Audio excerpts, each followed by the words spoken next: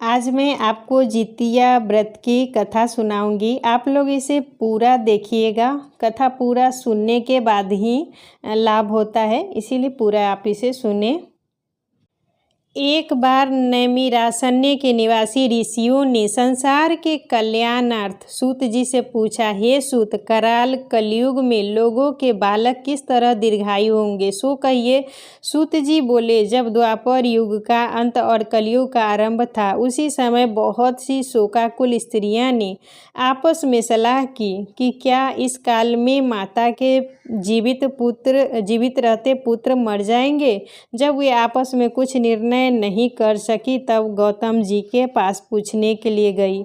जब उनके पास पहुंची तो उस समय गौतम जी आनंद के साथ बैठे थे। उनके सामने जाकर उन्होंने मस्तक झुकाकर प्रणाम किया। तदंतर स्त्रियों ने पूछा, हे प्रभु, इस कलयुग में लोगों के पुत्र किस तरह जीवित रहेंगे? इसके लिए कोई व्रत या तप हो तो कृपा करके बताइए।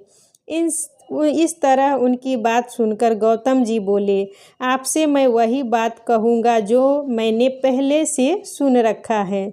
गौतम जी ने कहा, जब महाभारत युद्ध का अंत हो गया और द्रोण पुत्र अश्वत्थामा के द्वारा अपने बेटे को मारा देखकर सब पांडव बड़े दुखी हुए, तो पुत्र के शोक से व्याकुल होकर द्रौपदी अपनी सखियों के साथ ब्राह्मण श्रेष्ठ धौम्य के पास पहुंची और उसने धौम्य से कहा, हे विपेंद्र, कौन सा उपाय करने से बच्चे दीर्घायु हो सकते हैं, यह आप कृपा करके ठीक ठीक कहिए। धौम्य बोले, सतयुग में सत्य वचन बोलने वाला, सदा सत्याचरण करने वाला समदर्शी जीमूत वाहन नामक एक राजा था। एक बार वह अपनी स्त्री के साथ अपनी ससुराल गया, वहीं रहने लगा। एक दिन आधी रात के समय पुत्र के शोक से व्याकुल कोई स्त्री रोने लगी, क्योंकि वह अपने बेटे के दर्शन से निराश हो चुकी थी। उसका बेटा मर चुका था। वह रोती हुई कहती थी, हाय, मुझ बूढ़ी माता के सामने मेरा बेटा मरा जा रहा है। उसका रुदन सुनकर राजा जीमूतवाहन का तो मानो हृदय विदीर्ण हो गया। वह तत्काल उस स्त्री के पास गया और उससे पूछा, तुम्हारा बेटा कैसे मरा है? बूढ़ी ने कहा, गरुड़ प्रतिदिन आकर गांव के लड़कों को खा जाता है। इस पर दयालु राजा ने कहा, माता, अब तुम रो मत, आनंद से बैठो, मैं तुम्हारे बच्चे को बचाने का यत्न करता हूँ। ऐसा कहकर राजा उस स्थान पर गया जहाँ गरुड़ आकर प्रतिदिन मांस खाया करता था। उसी समय गरुड़ भी उस पर टूट पड़ा और मांस खाने लगा। जब अतिशय तेजस्वी गरुड़ ने राजा का बायां अंग खा लिया, तो झटपट राजा ने अपना दाहिना अंग फेर कर गरुड़ के सामने रख दिया। यह देखकर गरुड़ जी ने कहा, तुम कोई देवता हो? कौन हो तुम? मनुष्य तो नहीं जान पड़ते। अच्छा, अपना जन्म और कुल बताओ। पीड़ा से व्याकुल मन वाले राजा ने कहा, हे पक्षीराज, इस तरह के प्रश्न करना व्यर्थ है। तुम अपनी इच्छा भर मेरा मांस खाओ। यह सुनकर गरुड़ रुक गए और बड़े आदर से राजा के जन्म और कुल की बात पूछने लगे। राजा ने कहा, मेरी माता का नाम है सव्या और मेरे पिता का नाम शालिवाहन है। सूर्यवंश में मेरा जन्म हुआ है और जीमूतवाहन मेरा नाम है। राजा की दयालुता देखकर गरुड़ ने कहा, हे महाभाग, तुम्हारे मन में जो अभिलाषा हो वह वर मांगो। यदि आप मुझे वर दे रहे हैं तो वर दीजिए। आपने अब तक जिन प्राणियों को खाया है वे सब जीवित हो जाएं। हे स्वाभिमान, अब से आप यहाँ बालकों को न खाएं और कोई ऐसा उपाय करें कि जहाँ जो उत्पन्न हो वे लोग बहुत दिनों तक जीवित रहें। धौम्य ने कहा कि पक्षीराज गरुड़ राजा को वरदान देकर स्वयं अमृत लाने के लिए नागलोक चले। वहाँ से अमृत लाकर उन्होंने उन मरे मनुष्यों की हड्डियों पर बरसाया। ऐसा करने से सब लोग जीवित हो गए। जिनको कि पहले गरुड़ ने खाया था। राजा के त्याग और गरुड़ की कृपा से वहाँ बालों का बहुत कष्ट दूर हो गया। उस समय राजा के शरीर की शोभा दूनी हो गई थी। राजा की दयालुता देखकर गरुड़ ने फिर कहा, मैं संसार के कल्याणार्थ एक और वरदान दूंगा। आज आश्विन कृष्ण सप्तमी से रहित शुभ अष्टमी तिथि है। आज ही तुमने यहाँ की प्रजा को जीवन दान दिया है। हे वत्स, अब से यह दिन ब्रह्म भाव हो गया, जो मूर्ति भेद से विविध नामों से विख्यात है। वही त्रैलोक्य से पूजित दुर्गा अमृत प्राप्त करने के अर्थ में जीवित पुत्रिका कहलाई है। सो इस तिथि को जो स्त्रियां उस जीवित पुत्रिका की और कुश की आकृति बनाकर तुम्हारी पूजा करेंगी तो दिनों दिन उनका सौभाग्य बढ़ेगा, वंश की भी बढ़ती होगी। हे महाभागे, इस विषय में विचार करने की भी आवश्यकता नहीं।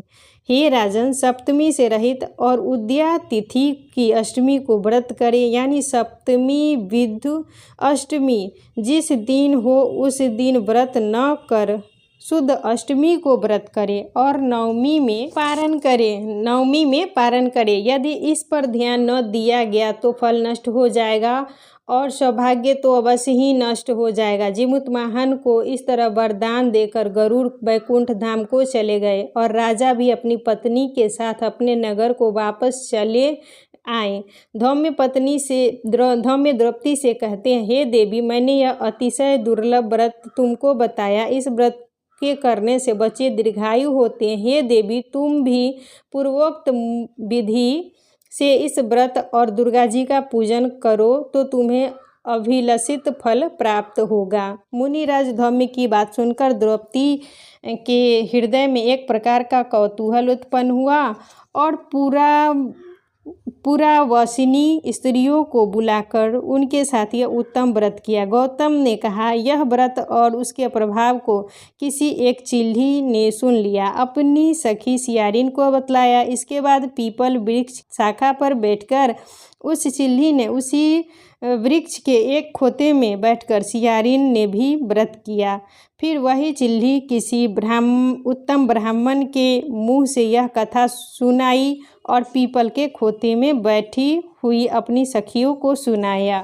सियारिन ने कथा सुनी और उसे भूख लग गई। वह उसी समय सबसे भरे शमशान में पहुंची। वहां उसने इच्छा भर मांस का भोजन किया और चिल्ली बिना कुछ खाए पिए रह गई।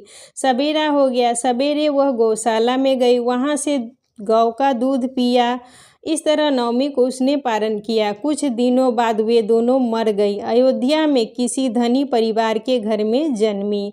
संयोग से उन दोनों का जन्म एक ही घर में हुआ, जिसमें सियारिन ज्येष्ठ हुई और चिल्ली छोटी। वे दोनों सभी शुभ लक्षणों से युक्त थी, इसीलिए बड़ी लड़की काशीराज के और छोटी उसके मंत्री के साथ ग्रह पत्य अग्नि के सामने विधि पूर्वक ब्याही गई। पूर्व जन्म के कर्म फल से वह मृग नैनी रानी हुई।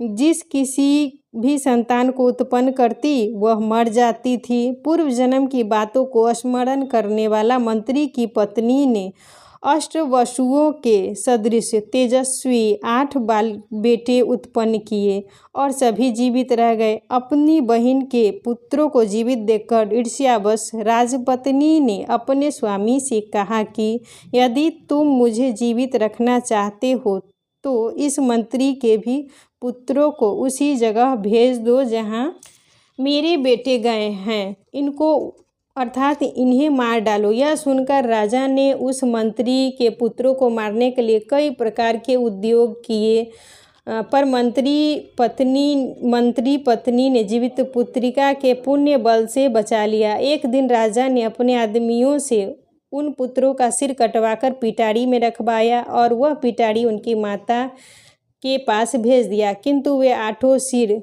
बेशकीमती जवाहरात हो गए और भले चंगे और 8 लड़के अपनी माता के पास वापस चले गए। उनको जीवित देखकर राजपत्नी को बड़ा विस्मय हुआ। अंत में वह मंत्री की पत्नी के पास पहुंची और उसने पूछा, बहन, तुमने कौन सा ऐसा पुण्य किया जिसके बार बार मारे जाने पर भी तुम्हारे बेटे नहीं मरते। इस पर मंत्री की पत्नी ने कहा, पूर्व जन्म में मैं चिल्ल थी और तुम सियारिन। हमने और तुमने साथ साथ जीवित पुत्रिका का व्रत किया था। तुमने व्रत के नियमों का भली भांति पालन नहीं किया था और मैंने किया था। इस दोष से हे बहन तुम्हारे बेटे जीते नहीं। और राजरानी, अब भी तुम जीवित पुत्री का व्रत को करो तो तुम्हारे बेटे दीर्घायु होंगे। मैं तुमसे सच सच कह रही हूँ। उसके कथानुसार रानी ने व्रत किया, तभी से उसके कई बेटे सुंदर और दीर्घायु होकर बड़े बड़े राजा हुए। सूत जी कहते हैं, सब प्रकार का आनंद देने वाला मैंने यह दिव्य व्रत बतलाया। स्त्रियां चिरंजीवी संतान चाहती हैं तो वे विधि पूर्वक यह व्रत करें। जय जिगुत वाहन भगवान की जय।